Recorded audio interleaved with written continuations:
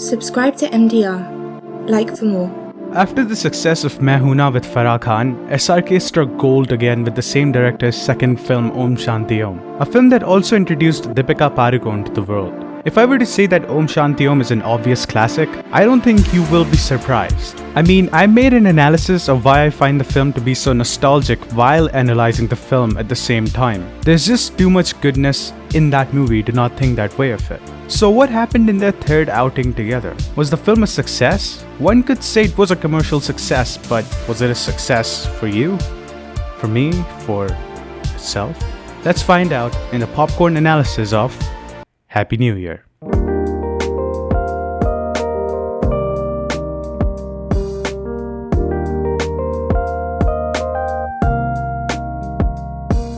Happy New Year is a 2014 action comedy film about a bunch of Indiawaales planning a heist in Dubai in the mask of contesting in a world dance competition. Oh, the world dance competition. The film has a very peculiar plot, even for an Indian big screen movie. Alright. Thank you, Nandu. That's not. This outrageous plot of the movie was a huge risk simply because of its budget and the kind of names that carry the film. I'm sure they went for it because Om Shanti Om was such a hit. Oh, you bad cat? Ah, you fat cat! Rascal cat! I mean, come on, the story of Om Shanti Om on paper sounds like the most bizarre fever dream. But it works because of the charm of the actors, the musicians, the comedy, and the direction. But don't get it twisted. The heart of Happy New Year lies in its humor, which works with its case because of how weird and sometimes stupid it can be. कह रहा है हंसो मत. This over-the-top plot has some over-the-top humor, basically. There's a reference to an old SRK flick almost every minute, and they all fit in so well. From Devdas to Mehuna to Om Shanti Om to Chak De India, you just name it.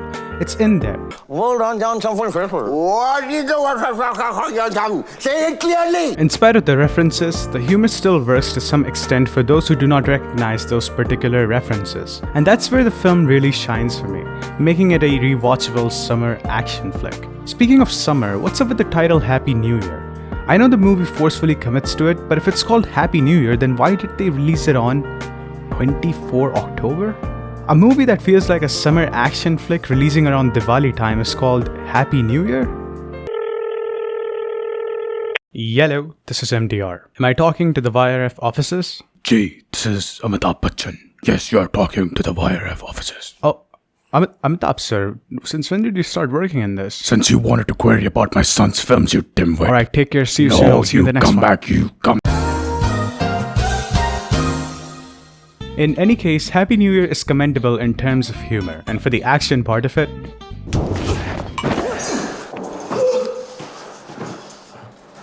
well, that's not its main concern. It is merely there to support the comedy. Farah Khan's movies are weird and unrealistic in all the ways there are. Story, setting, even music. We're in the same boat here, you know? When you watch this film, forget about logic. It's just about having fun. Because the plot holes in the film could be easily listed, but that would miss the point of the plot. It's a plot that's supposed to have them, and that's just the way it is. Look, a cast-driven film like Happy New Year relies on its actors, not its characters. No matter how good the script is, if the actors don't click, the movie won't work. And it's not just about clicking as well, it's also about how much more they can add to the film. Take a look at the cast of Once Upon a Time in Hollywood. Brad Pitt, Leo DiCaprio, Al Pacino, Timothy Olyphant, Dakota Fanning, Margot Robbie. Story and direction by Quentin Tarantino. I mean, it sounds like the biggest movie ever. But so many actors get wasted while a few don't click with the others and it all just fails horribly. The long, tiring, empty screenplay doesn't help either. As opposed to a film like Grown Ups, which has a really bad screenplay but has great chemistry between the actors, so it's still a more fun, watchable movie. Thankfully, Happy New Year's cast is so familiar because actors like Sonu Sood and Boman Irani appear in almost every film, and so in tune with each other that the humor never dies down. I mean, it is ridiculous and it is a bit cheesy at times, but it works for a film of its nature. Go back and watch Kapil Sharma's episode with this film's cast at the time that it was coming out. Just watch that episode and look at how much fun the actors are having. Picking on each other, insulting each other, but you know, it's all in good fun. And next movie you do, no, you will be doing the prep. आप चलते रहो, बड़ा अच्छा था। अच्छा नहीं बैठो दोनों भाई बैठ जाओ, एक ही बात है।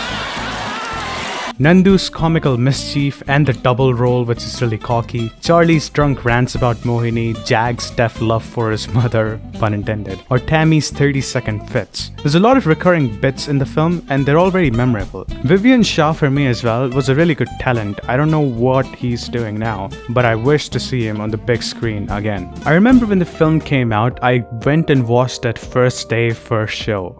Just because I didn't have anything else to do that day. Plus, I was a bit excited because I liked ensemble cast films with, big names in it.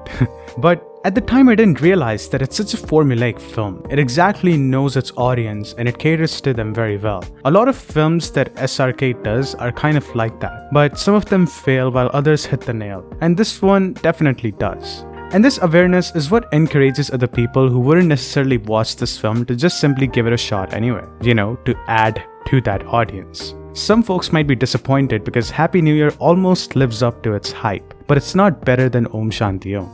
Definitely not. Om Shanti Om is miles ahead of this film in every way, shape or form. But this is not too bad if you like Om Shanti Om as well. I'm just saying that it could have been better. A tight screenplay, maybe a shorter length, would have made this film more watchable and more rewatchable too.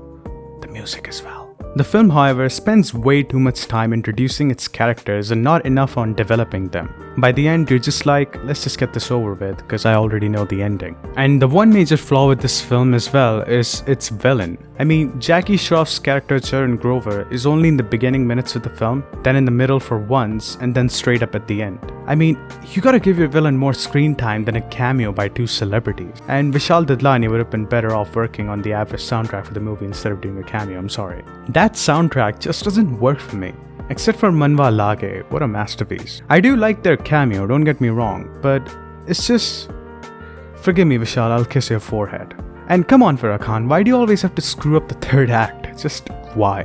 Look, I'll conclude with this. The above can all be considered hearsay, but at the end of the day, if you're looking for some fun escapism, Happy New Year is a blast. The film's unforced patriotism, the humor that's more fun than funny, and the cast that is light on their feet make it all a film worth analyzing, worth watching, and well, picture abhi baki hai mere dost.